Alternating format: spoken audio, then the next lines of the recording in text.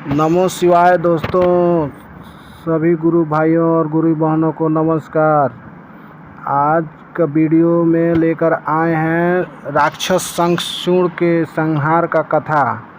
तो आशा करते हैं आपको यह वीडियो अच्छा लगेगा। तो चलिए कथा को स्टार्ट करते हैं। सभी भाइयों से और गुरु भाइयों से और गुरु बहनों से आग्रह है कि वीडियो को अंत तक ज़रूर देखें। यह कहानी बहुत ही रोचक होने वाली है। तो चलिए कथा को स्टार्ट करते हैं। प्रजापति महर्षि कश्यप की कई पत्नियां थीं। उनमें से एक का नाम था दनु। दनु की संतान दानव कहलाई। उसी दनु के बड़े पुत्र का नाम दंभ था। दंभ बहुत सदाचारी और धार्मिक प्रवृत्ति का था। अन्य दानवों की भांति उनमें न कोई ईर्ष्या ही थी और न ही कोई देवताओं के विरुद्ध गलत भावना।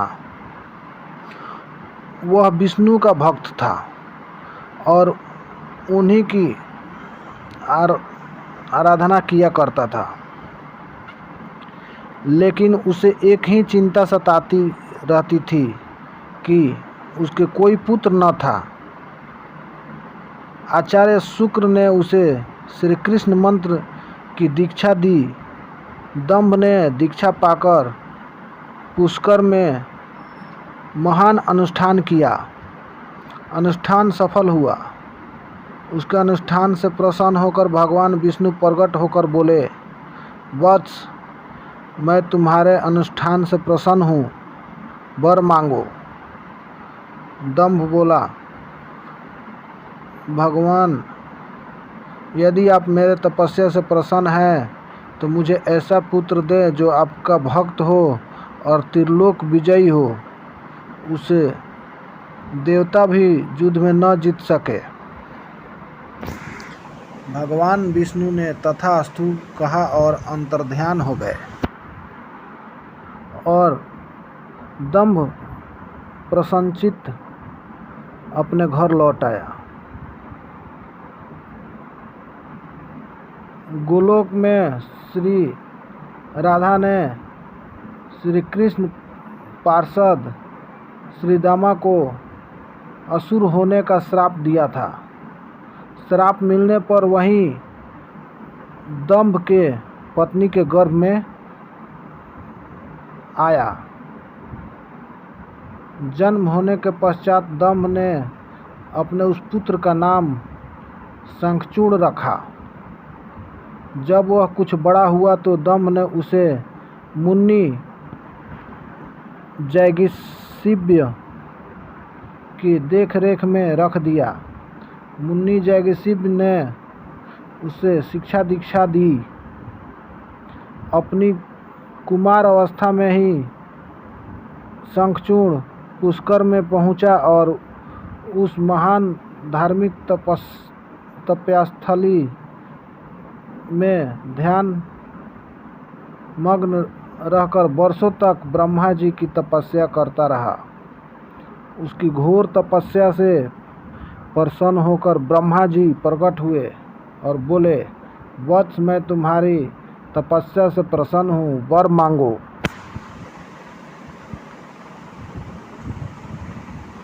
वर मांगने के समय शंखचूड़ बोला, पितामह, मुझे ऐसा वरदान दीजिए कि मुझे देवता पराजित न कर सके। शंखचूड़ ने कहा, ऐसा? ब्राह्मण जी ने उसे ऐसा ही वरदान दिया और श्री कृष्ण कवच प्रदान करते हुए उसे आदेश दिया, शंखचूड़, तुम बद्रिका आश्रम चले जाओ। वहाँ तुम्हारा भाग्य का तीसरा उदय होने की प्रतीक्षा कर रहा है। आदेश मानकर शंखचूड़ बद्रिकाश्रम पहुँचा। वहाँ महाराजा धर्मध्वज की पुत्री तुलसी भी तपस्या कर रही थी। दोनों का आपस में परिचय हुआ और ब्रह्मा जी की इच्छा अनुसार दोनों का विवाह हो गया। अपनी पत्नी को लेकर शंखचूड़ पुनः दैत्यपुरी लौट गया। शुक्राचार्य ने उसे दानवों का अधिपति बना दिया। सिंहासन पर बैठते ही उसने अपना साम्राज्य बढ़ाने के लिए देवलोक पर चढ़ाई कर दी।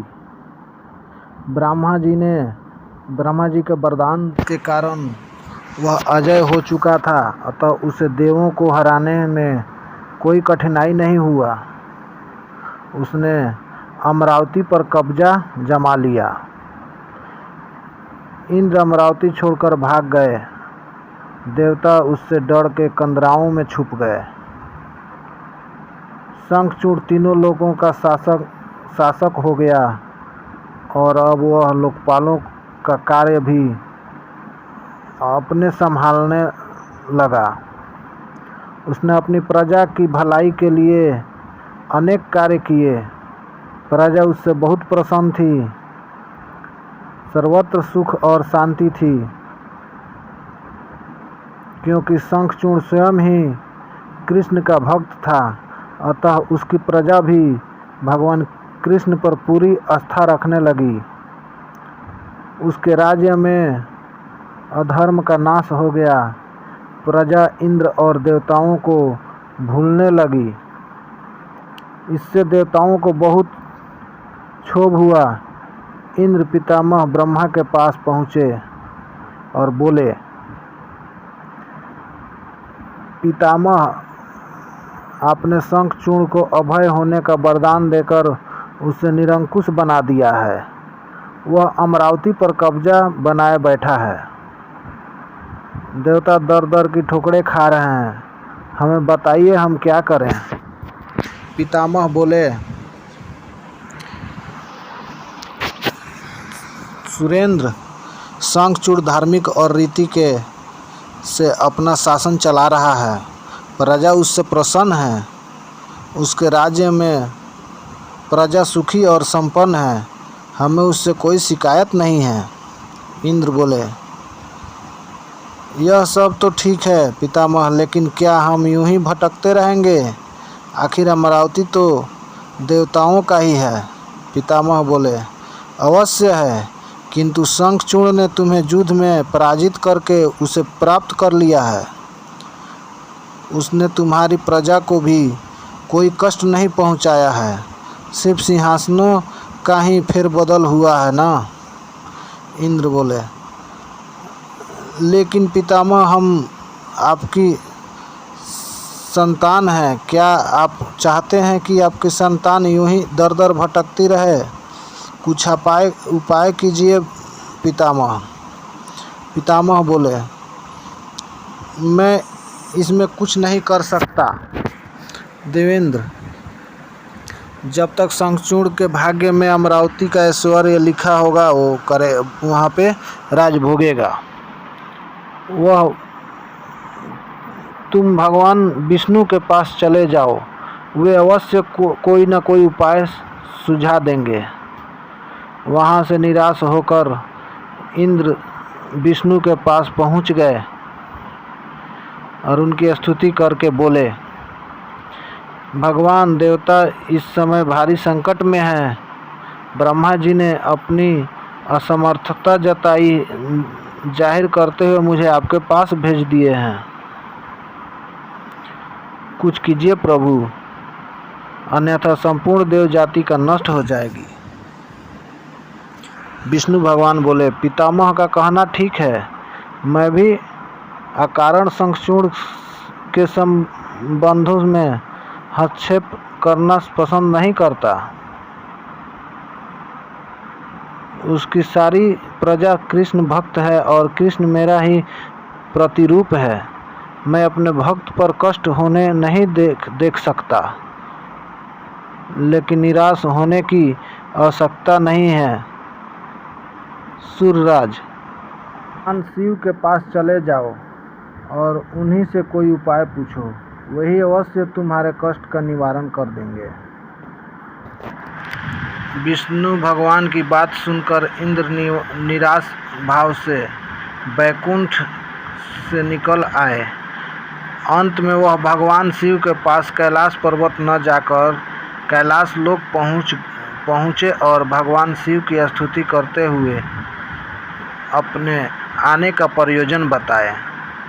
भगवान शिव ने उनकी बातें सुनी और उसे आश्वस्त किया, धैर्य रखो सूर्यराज, तुम्हारा सिंहासन तुम्हें अवश्य प्राप्त होगा। मैं गंधर्वराज चित्ररथ को अभी दूत बनाकर शंखचूड़ के पास रवाना करता हूँ। शिव जी के आदेशानुसार गंधर्वराज चित्ररथ शंखचूड़ की राजधानी पहुँचे। उस समय शंखचूड़ अपने सिंहासन पर विराजमान थे। चित्ररथ ने उनका अभिवादन करने के पश्चात अपने आने का कारण बताया। दैत्यराज और गंधर्वराज चित्ररथ हूँ और भगवान शिव का एक संदेश लेकर आपके पास आया हूँ। यह सुनकर शंखचूड़ के चेहरे पर आश्चर्य झलक आया। शिव के दूत को सामने पाकर वह सिंहासन से उठकर बोला, मेरा सौभाग्य है कि भगवान शिव ने मुझे किसी योग्य समझा। आप संदेश सुनाइए, क्या संदेश भेजा है भगवान रुद्र ने? गंधर्वराज बोले, दैत्यराज, भगवान शिव का संदेश है कि तुम देवताओं का राज उन्हें वापस लौटा दो और उनकी अधिकार उन्हें दे दो। भगवान शिव ने देवों को अभय होने का वचन दिया है। शंखचूड़ बोला, गंधर्वराज, भगवान शिव से मेरा प्रणाम कहना और उनसे कह देना कि शंखचूड़ के हृदय में आपके लिए बहुत सारा श्रद्धा है, परंतु यदि उन्होंने इंद्र के बहकावे में आकर मुझे दंडित करने का निश्चय किया है तो मैं आपकी बात नहीं मानूंगा और उनसे भी युद्ध करने के लिए तैयार रहूंगा।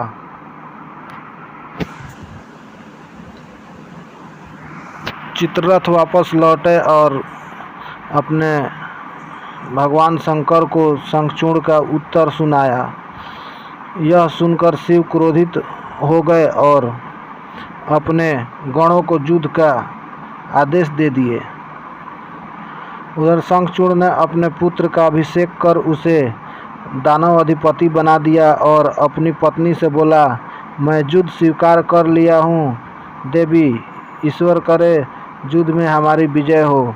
अब मुझे अनुमति दो, मेरी सेनाएं तैयार है। शंखचूड़ अपनी सेनाएं लेकर युद्ध भूमि में जा पहुंचा। दोनों सेनाएं गोमत्रक पर्वत के समीप एक दूसरे के आमने सामने आ खड़ी हो गई। भगवान शिव ने शंखचूड़ को वापस एक बार फिर संदेश भेजा कि वह नादानी न करे और युद्ध से दूर रहकर उनकी बात मान ले, किंतु शंखचूड़ न माना और दोनों सेनाओं में घनघोर युद्ध छिड़ गया। भगवान शिव और शंखचूड़ आमने सामने डट गए। दोनों में अनेक अस्त्र शस्त्र से युद्ध होने लगा। फिर भगवान शिव ने जो ही शंखचूड़ का वध करने के लिए त्रिशूल उठाया तो आकाशवाणी हुई, देवाधिदेव, आप प्रलयंकर हैं, सर्व समर्थ हैं, किंतु आपको मर्यादा की रक्षा करनी चाहिए। श्रुति की मर्यादा को नष्ट न करें। जब तक शंखचूड़ के पास हरि का कवच है और जब तक उसकी पतिव्रता पत्नी मौजूद है, तब तक उस पर बुढ़ापा नहीं आ सकता और न ही उसकी मृत्यु हो सकती है। आकाशवाणी के खत्म होते ही शिव का त्रिशूल अपने आप रुक गया। तभी भगवान विष्णु प्रकट हुए। शिव बोले, भगवान, आपने तो मुझे बड़े धर्म संकट में डाल दिया है। आप ही ने तो इंद्र को मेरे पास भेजा और अब मैंने इसे अभय करने के लिए युद्ध आरंभ किया तो आप ही का कवच आड़े आ रहा है। तब आप ही बताए कोई उपाय। विष्णु भगवान बोले, शंखचूड़ के पास का समय अब समाप्त होने ही वाली है। भगवान अब उसे असुर योनि से मुक्त करके गोलोक भेजना पड़ेगा। यह कृष्ण भक्त है और कृष्ण मेरा ही प्रतिरूप है, अतः इसे वापस गोलोक भेजना होगा। फिर विष्णु ने एक ब्रह्मा का भेष धारण किया और शंखचूड़ के पास पहुँच कर बोले, दानवराज, मैं एक निर्धन ब्राह्मण हूँ। कुछ पाने की आशा के लिए आपके पास आया हूँ। शंखचूड़ बोला, मांगो विप्रवर, जो भी मेरे पास है उसे दे देने में मुझे किंचित भी विलंब नहीं होगा। मेरा सिर भी मांगोगे तो मैं तुम्हें देने में इनकार नहीं करूँगा। आप आदेश तो दो। ब्राह्मण भेषधारी विष्णु बोले, दैत्यराज, मुझे आपका सिर नहीं, आपका कवच चाहिए। बोलिए, देंगे अपना कवच। शंखचूड़ ने अपना कवच उतारकर ब्राह्मण भेषधारी विष्णु को सौंपते हुए कहा, अवश्य, यदि भगवान विष्णु की ऐसी ही इच्छा है तो ऐसा ही होगा। आप कवच ले लीजिए। ब्राह्मणधारी विष्णु कवच लेकर दैत्यपुरी पहुँचे। फिर उन्होंने शंखचूड़ का भेष धारण किया और राजमहल में जाकर शंखचूड़ की पत्नी तुलसी के पास पहुँचे। तुलसी ने उन्हें अपना पति ही समझा और उनका स्वागत किया। अब रात विष्णु शंखचूड़ के महल में ही ठहरे। अचानक ही पतिव्रता तुलसी को धोखा का आभास हुआ। वह चौंक कर बिस्तर से उठी और बोली, कौन है तू और मेरे साथ छल करने का तुझे साहस कैसे हुआ? जल्दी बोल, अन्यथा अपने पतिव्रता तेज से अभी भस्म करती हूँ। विष्णु अपने वास्तविक रूप में प्रकट हो गए। उन्होंने तुलसी को समझाते हुए कहा, सुनो तुलसी, तुम्हारे पति का समय पूरा हुआ। एक शाप के कारण ही उसे असुर योनि में आना पड़ा था। अब से वह गोलोक में रहेगा, क्योंकि तुम्हारा पतिव्रता धर्म ही उसकी रक्षा कर रहा था।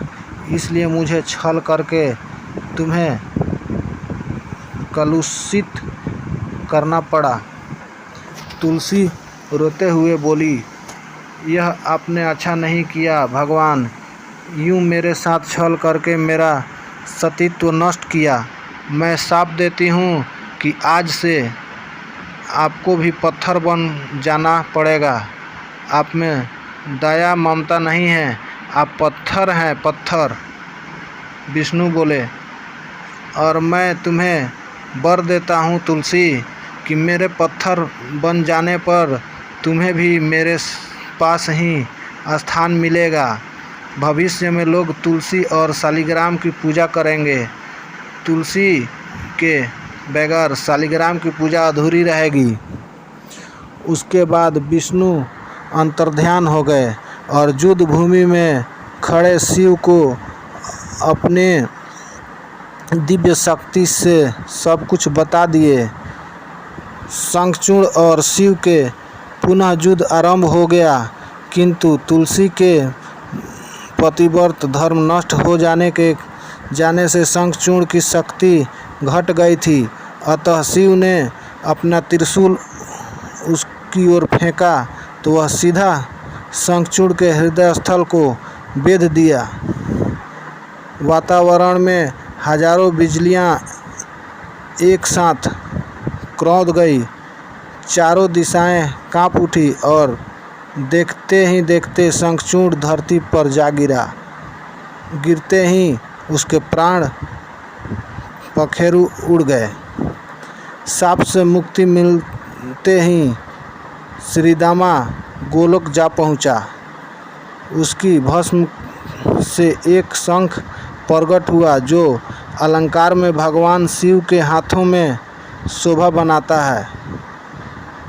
देवताओं ने शिव की जय जयकार की और इंद्र को अपना सिंहासन पुनः मिल गया। तो दोस्तों, इस तरह आज का कहानी पूरा होता है। अगर ये कहानी आपको अच्छा लगा हो तो आप कमेंट बॉक्स में ज़रूर बताएं।